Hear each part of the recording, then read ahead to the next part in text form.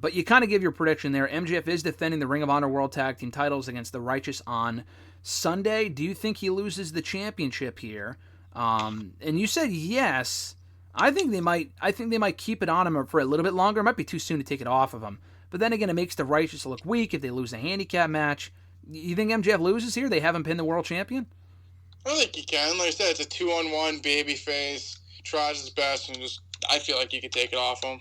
And then again, that being said, do you think they have the Righteous do it? Or do you think MJF kind of fights on his own for at least a couple more matches and then before finally losing it to the Kingdom, which I feel like is more likely? I mean, it's possible. Like I said, maybe the Kingdom help him in a sense, like the Roger Kingdom help him, and he retains there, and then they eventually take the belts off him. I mean, it's possible. I mean, I think it'd make the Righteous look weak as fuck if they lost MJF on themselves, but it's possible. Yeah. Speaking of tag titles, we have a number one contenders fatal four-way tag team match with the Young Bucks, the Guns, the Lucha Bros, and Orange Cassidy and Hook, who are now a team. Hook's had so many different partners, you would think he would have learned his lesson after Jack Perry, but I guess not. Orange Cassidy's coming off the year-long reign, and now he's right back to doing tag team stuff. I don't fucking get it. This should be a fun match, though. It really doesn't matter who wins. It's said in the advertising that the winners get a title shot at any time, so does that mean like a Money in the Bank cash-in type shit? Like, I don't know what that means exactly. It could be right after FTR's match later on in the show. We've already seen FTR and the Guns, FTR and the Lucha Bros. We've seen a lot of Cassidy and Hook. I don't care about. I feel like this is the Bucks match to win, and they're going to run back FTR and the Bucks again after they had some dissension at All Out a couple weeks ago. What do you think? Again? Oh, jeez. I was not going to pick them. Fuck. Honestly, first I forgot who was the champions, and then you said FTR. I honestly don't want to see them in the Bucks again, so I hope it's not the Bucks. Fuck.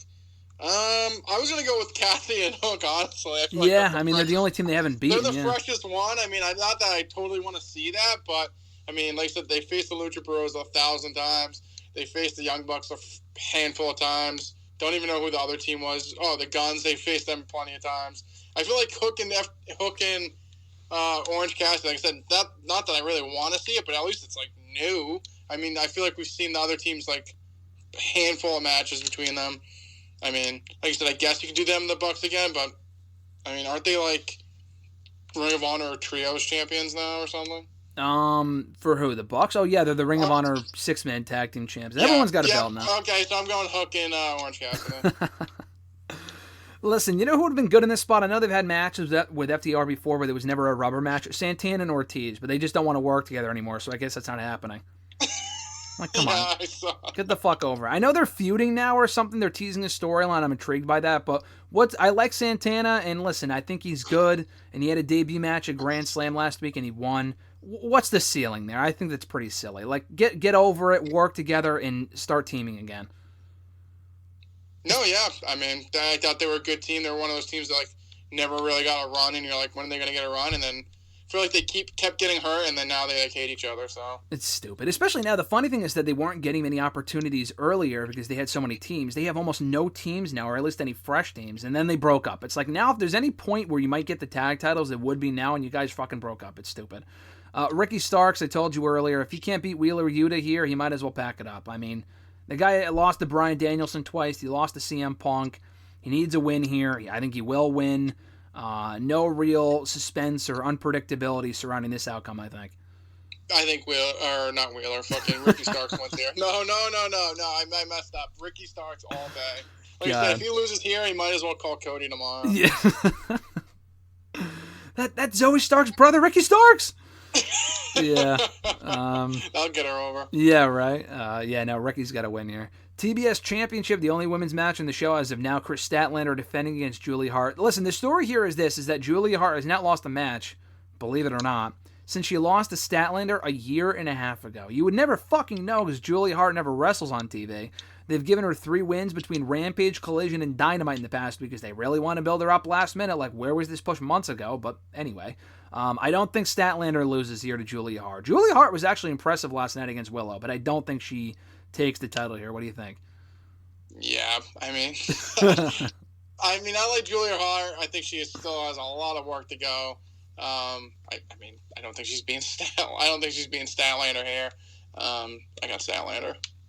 We have the Ring of Honor World Championship and the New Japan Strong Openweight title. Eddie Kingston defending both belts against Katsuyori Shibata, who's the Ring of Honor Pure Champion. Like I said, everyone's got a fucking belt from all these different companies. Shibata's Pure title is not on the line, so it's not like a winner-take-all situation like with Claudio last week.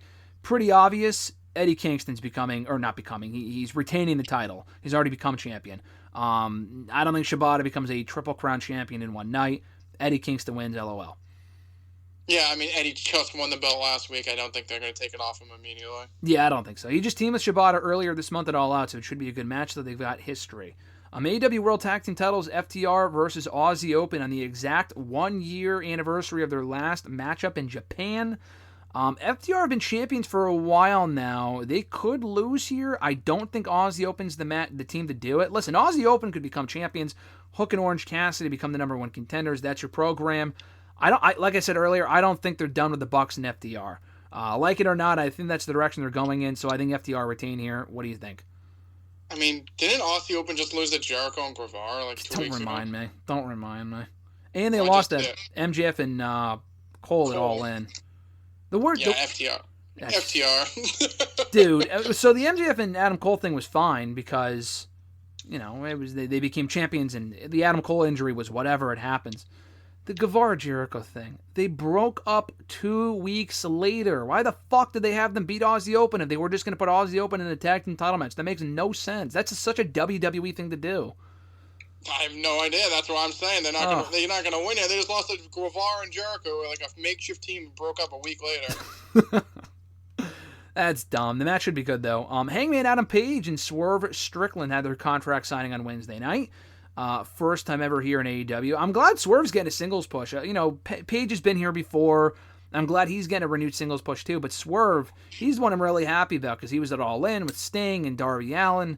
He's been getting a lot more TV time since the summer. He's great. They'll be in Seattle, which is where Strickland is from. I don't think he wins, though. I think Page wins. They can have Strickland win and extend the feud. I'd actually be more in favor of that, I think.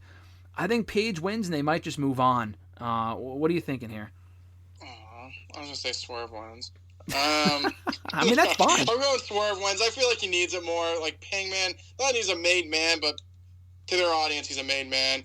I feel like Strickland needs like a breakout win to finally like get to the next level. I like Swerve a lot. I mean, I think he's easily been the biggest thing that they got from WWE that wasn't like a homegrown star. I mean, I feel like what they've done with Swerve's been good. I just do think he needs like a signature win. I mean, he's been flip-flopping his group. He added like another like 4 jobbers to it. I mean, he needs the win to like be considered like a threat or a guy. So I think Hangman can lose here. And I mean, if Swerve loses, it's not like, I guess he just goes back to what he was doing before. But if you're going to actually push him up the card, he needs like legit wins here. Signature win. What about that win over Keith Lee? Oh wait, never happened. They never booked the match. I forgot. And there must have been a reason for it, but still, the fact that never happened is ridiculous.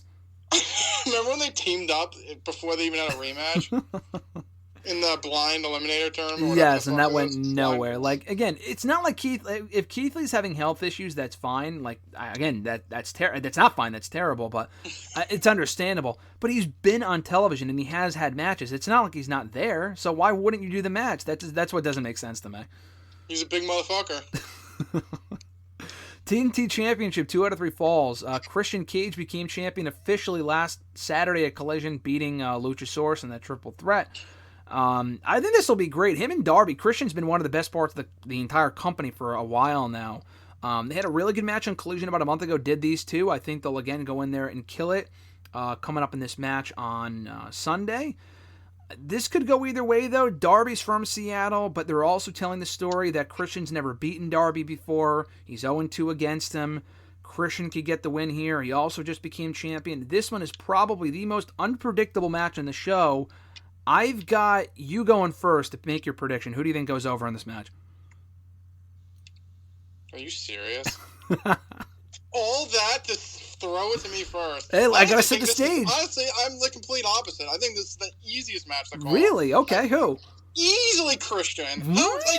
Why put the belt on him? He's just gonna lose it. I feel like It's so dumb booking. Like, is Vince Russo booking? Like, why would you have him win the belt just to drop it a week later? Do you know what title we're talking about here? I know who we're talking about. I just feel like I said, it's like Aussie Open getting a tag match that they're losing to a makeshift team that broke up 2 weeks later. I'm going with Christian. I mean, like I said, they're telling the story. He hasn't beat Darby. He just won the belt. I know it's Darby's hometown, and Tony loves to give the hometown fans like a good thing, but I think Christian wins. I'm thinking Darby wins. I do. I think not only because they're in Seattle, but I know like Christian's never beaten Darby, and they mentioned that. But Darby has not gotten one over on these guys at all. I know he beat them last week in that tag match at Grand Slam on Rampage, but beyond that, he's lost 2 title opportunities. He beat Christian the first time, and that was a non-title match when Cage wasn't champion, but I don't know. Sting beat Christian and what's-his-face at... Yeah, that's what I'm saying. They beat them at Rampage. They beat them at Grand Slam, but other than that, he really hasn't gotten many wins. I think Christian... No, he beat them at All Out. No, he lost. Luchasaurus won. No, wait. The tag match, the fucking coffin match. That was All In. Okay, that was All In. Yeah, wasn't it? Yeah, you said Grand Slam. No, yeah, they won that at all. Whatever. One of the halls, they won at one of them. All right. I just feel like it'd be dumb for him. Like, what's it? So Darby can win the fucking TNT title for the 17th time? Like, move on. Listen, I completely agree. I have a bad feeling Darby wins. I like Darby a lot. Win and face Sammy Guevara for it? Like, fucking Christ. Yeah, God, listen. It's terrible. Yeah, move on. We're talking about the TNT title here. They don't typically make the best decisions with the TNT title. I think this is another instance of that. I would be pleasantly surprised if Christian retained, and I think he should. Get Darby out of the title picture. He can go do something else. Christian's got to win here. But I think I've got Darby going over. I think we're going to have 17-time champion Darby Allin going over in Seattle. Feel-good moment. Not feel good for us, though, because I don't really want to see him win it again. But it is what it is. I think the match will be great, though. I can guarantee you that. Last 2 matches, Kenny Omega, Chris Jericho, Kota Ibushi against the Don Callis family, Will Ospreay, Sammy Guevara, and Konosuke Takeshita. This one could also go either way, I think, because both, like, Omega lost to Takeshita, but Jericho just beat Guevara. I think the listen, if you really want to establish them as a credible faction, this Don Callis family shit, they have to win this match. If they lose, including Ospreay, who is just better than anyone else in this match, I think the Don Callis family has to win. Do you think there's any chance that Jericho turns on them and joins the Don Callis family? No, I don't think so. Okay. Why would you think that? Why would he join them to then not join them because they're going to beat him? Like, this whole storyline has made no fucking sense since the beginning. He joins the Don Callis family, but they were going to turn on him because they thought he was going to say no, but he said yes.